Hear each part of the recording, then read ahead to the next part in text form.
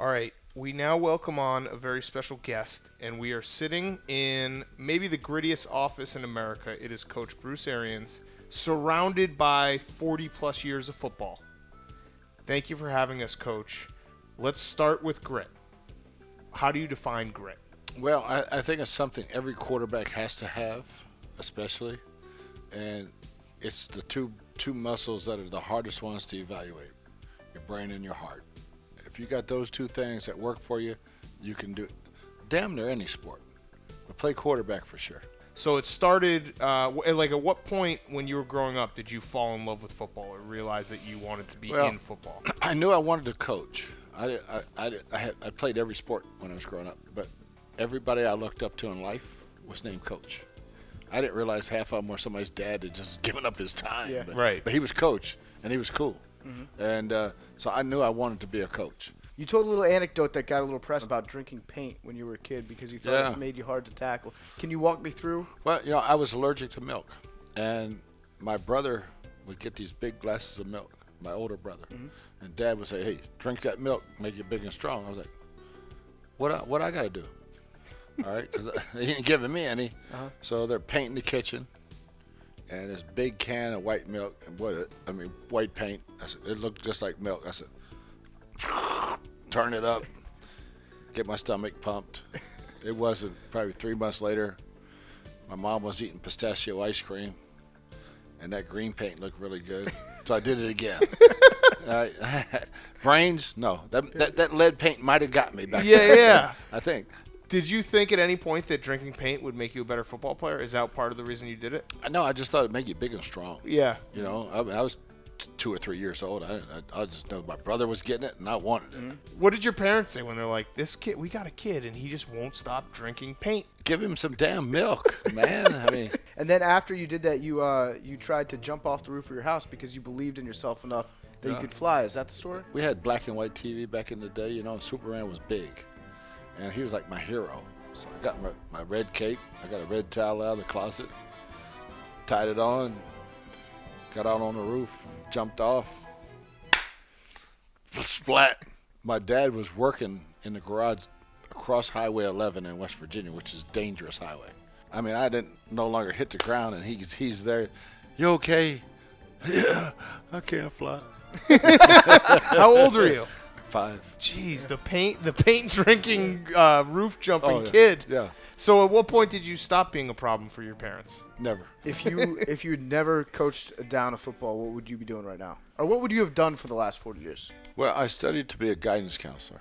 I feel like you would have been an interesting guidance counselor. Just been Oh. like, you know what? Do whatever you want. Yeah, quit- Say fuck you to your boss. Quit being a bitch and go get what you want. Get exactly. Yeah. That's Bruce Arians' guidance counseling. Yeah, I told my guys, Yeah. my door's always open. You're probably not gonna like what you hear when you get in there, but I'm gonna tell you the fucking truth. See, that's interesting because I think that a lot of times, I mean, you see obviously a guy like Bill Belichick who has such great success. He has total control. He knows that if he goes for it on 4th down in a game, he's not going to lose his job over it. Someone like, the Steelers, how they operate, where they keep their coaches forever. Do you think that having that attitude where it's like, I'm going to be me and not let anyone else dictate it? Because I feel like a lot of coaches coach out of a position of fear in the NFL. Oh, they do. They do. Just fear to keep my job. And how am I gonna get another job to feed my family? Your coaching career starts. You start at Virginia Tech, then you end up with the legend Bear Bryant. You were just there for his last season, correct? Last 2 seasons. Last 2 seasons. How intimidating was it walking into his office and being in the shadow of a guy like that? It was amazing because when I went in for the interview, the guy said, "Hey, you may be 10 minutes, 10 with coach," and this. I was there like an hour and a half, and we just hit it off. Most innovative coach ever. Really? And we played 66 guys a game. He substituted every player, offense, defense, special team. No assistant coach had the power to put anybody in a game. He substituted, and we played 3 quarterbacks in every game. Wow. 12 running backs, and he just rolled them when he felt right. Yeah, jeez. So you go when you enter into the NFL, and you get a guy like Peyton Manning as a rookie. Do you know right away that this guy's going to be off the charts special talent? Oh gosh, yeah. I mean, Peyton had a will about him that he would never fail. I never forget it. He said, meet me at the hotel at 9 o'clock tonight. This is our first mini camp. It's coming a little strong there. I left at 3 in the morning so that he knew the script. He could call every play without looking at anything. Wow. Mm-hmm. He jumped, and the veterans didn't even know the plays. Yeah. This is the first mini camp. He jumps in, he goes, dice right, scat right, 92X. And the guys are like, how the hell do you know this? You just did the Bruce Arians chipmunk face. And he did it. That was Yeah. great. You And just he did the did it. famous one, the famous face. Yeah. And boom, the guys had it, man. Yeah. It was amazing. Even though he couldn't use a can opener. No, his mom, Olivia, would put pictures of what went together. All right? Without, this goes with this, wear this shirt with these pants. And that's how my man got dressed. Oh, my God. That's and great. that's young Peyton Manning. That's You him. were- Because he was just football. I mean, he was wired football. Now, did you rock the Kangol in Indy, or did you start wearing that in Arizona? Always wore it in the press conferences in Indy. And I've worn it all my life, even on the streets when I was young. Yeah. And It's a good look. It's a great look. So, famous Kangles. Let's do a Marry, Fuck, Kill. You, Samuel L. Jackson, date Mike from The Office. oh, gosh.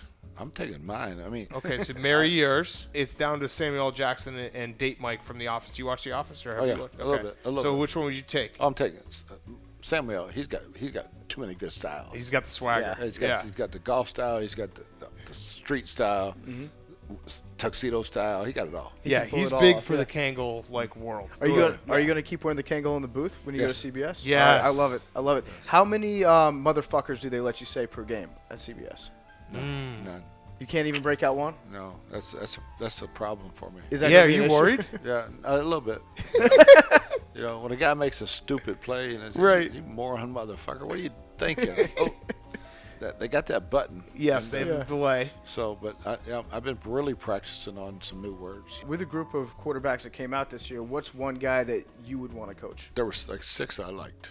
I mean, but the guy that really intrigued me was Lamar Jackson. The college game is starting to get in because that's the players you're dealing with. You're dealing with guys that have never been in huddles, linemen who have never been in three-point stances. So you have to adjust your coaching style to allow these guys to play if you're gonna draft them high. Speaking of that, do you ever get anxiety when you were coaching if it had been a few plays since you had gone deep? Like, do you get that itch? Yeah. There were times like, no, fight it off. It's not time yet. You Yeah, know? don't do it. No, Don't not do yet. it. Because, I mean, But every pass that we had in our offense, there was a deep in it. right. It's just match the right coverage and take your shot. Quarterbacks had carte blanche to take the deep shot anytime. What was the success, though, for like how many deep shots would you want to see your team have in a given game? At least 8. Yeah, I mean, I love it. I'd call 6. We had 6 on the game plan called home runs. I'd call all those. Just waste them But all early? we could have a play that was designed for 5 or 6 yards. Mm-hmm. A ball control pass, but there's a deep threat in the right coverage, and Carson knew it. And Carson Palmer is probably the prettiest deep ball thrower I've ever seen. Mm-hmm. A football guy. So when we talk football guys, you are a football guy, but you don't sleep in your office. You were notorious for, I'm going home at a reasonable hour. Mm-hmm. Do you think that takes away any of your football guy credit? No, I wouldn't. I would hope not. If you're sleeping in your office, you either have no offense or no defense because you're stealing somebody else's. You're watching all the film to steal somebody else's plays because you ain't got no plays. I like that. That's a good way to If you put got it. if you got an offense, run your offense. Uh-huh. All right, just run our shit. We'll be fine. I like that attitude a lot. This- It's like if you spend that much time stealing somebody else's, then you're a chump. It's perfect too because it's from the drinking paint, jumping off a house and pretending you're Superman to the day you get a head coaching job. Bruce Arians basically said, "I'm going to do it exactly my way, and eventually it will work out." Hopefully.